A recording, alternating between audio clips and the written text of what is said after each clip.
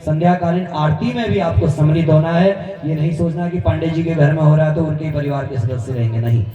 ये भागवत कथा सबके लिए है, पूरे पांडे गांव के लिए भागवत कथा हो रही है, इसलिए आपका जीवन मंगलकारी हो।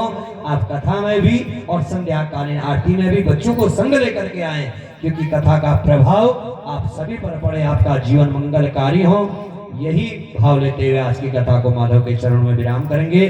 कल से कथा का समय हमारा 1 बजे है, तो ठीक कथा से पहले अपने स्थान को ग्रहण करें, क्योंकि 7 दिन यदि आपने भगवान के लिए दे दिए तो आपका जीवन मंगलकारी हो जाएगा। अन्य कार्य तो रोज होते रहेंगे, लेकिन यह 7 दिन के बाद आप अपने घर, हम अपने घर, है ना। तो 7 दिन आपके इस पांडे गांव में भागवती गंगा प्रभावित हो रही है। जो इस गंगा में गोता लगा लेगा उसे हरिद्वार गया त्याग जाने की आवश्यकता नहीं है। यही भाव लेते हुए आज की कथा माधव के चरणों में विराम करेंगे।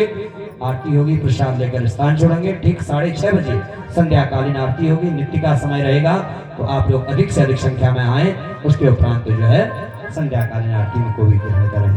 बोले शंकर भगवान की, सदगुरुदेव भगवान की, श्री भागवत महापुराण की, भक्तवत्सल भगवान की, इष्ट देवताओं की, क्षेत्र देवताओं की, ग्राम देवता की, सदगुरुदेव भगवान की, बद्रीनाथ धाम की, केदारनाथ धाम की, गंगोत्री मैया की, यमुनोत्री मैया की, जागेश्वर धाम की, बागेश्वर धाम की, कोडब्रह्मरी मैया की, धांगड़ी मैया की, विनाथेश्वर महादेव की, अन्नपूर्णा माता की, लक्ष्मी मैया की, नरसिंह भगवान की।